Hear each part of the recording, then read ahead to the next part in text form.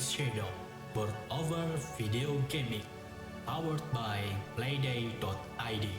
Hi guys, welcome to RWHShadow. Today I'm gonna teach you how to play Cenayang, a game of assumptions, a get to know each other party game for 3 to 6 players, designed by RWHShadow and Yusak Arif Jatmiko, published by Memento Craft, who provided a review copy for me so this video can be recorded. Without further ado, let's see how it's done. To set up, shuffle all these double-sided topic cards and put them inside this pouch, then set it aside for use later. These are target cards numbered 1 to 5. We only use number 1 to number of players minus 1. Let's say it's a 4 players game, so we only use number 1 to 3. Shuffle them into one deck and put it in the center of the playing area, returning the rest back to the box. These are event cards, which you should also shuffle into a face-down deck next to the target deck.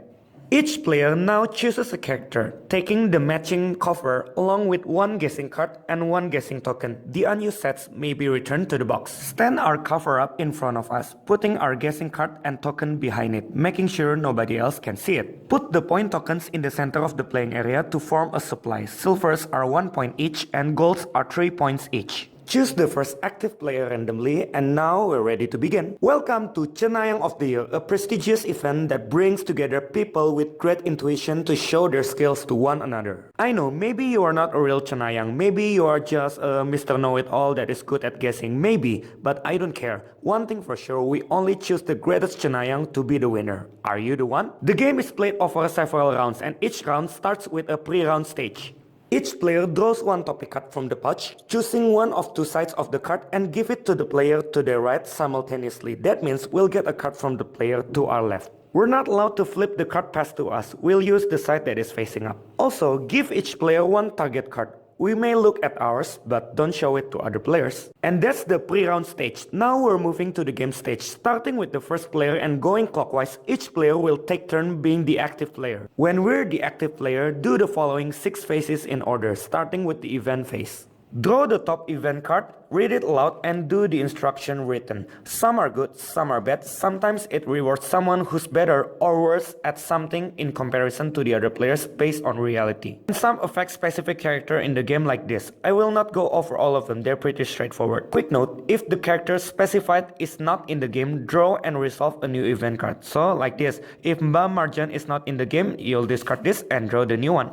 After applying the effects written, discard the card back to the box. Keep in mind that some events are ongoing effects that last for one round that you should keep face up in the middle of playing area until the end of the round. Then we'll go to phase 2, divination phase. Show our topic card to the other players, then say a Cenayang sentence that is related to this topic. Cenayang sentence is a statement that starts with, between us here there are some people that blah blah blah. There are 2 conditions. First, it can be answered with yes or no. Second, it cannot be a general fact that is known by everyone. For example, my topic is high heels. I can say, between us here, there are some people that own more than one high heels. That's a legal sentence cause the answers might vary between all players. But I cannot say, between us here, there are some people that don't wear high heels right now because, well, obviously everyone knows the exact answer. After Cenayang sentence has been said, we'll go to phase 3, guessing phase. Every player besides us, or we'll call the passive players, are now trying to guess the number of players that they think will answer yes to the statement we just said.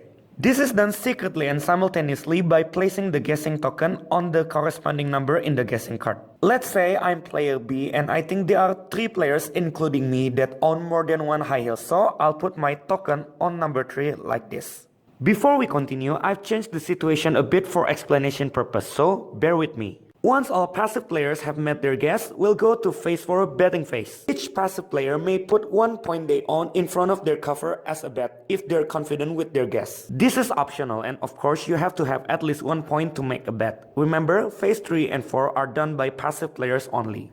After all passive players have made their decision, we'll go to phase 5, answering phase. All players, including us, must now answer the Cenayang sentence truthfully. Everyone will stick out their fist, then we count to 3. On the count of 3, all players must respond at the same time. Thumbs up for yes or keep your fist for no or don't know. For example, we'll count 1, 2, 3. Count the total number of yeses. That's the correct answer. In this case, it's 1, 2, 3. Then we'll proceed to phase 6, scoring phase. First, all passive players will lift up their cover to show their guess. If the guess is correct, that player will get 1 point. If he's also betting, he'll get 2 points plus the point that he used as the bet. If the guess is incorrect, that player gets nothing. If he's also betting, he'll lose the point that he used as the bet.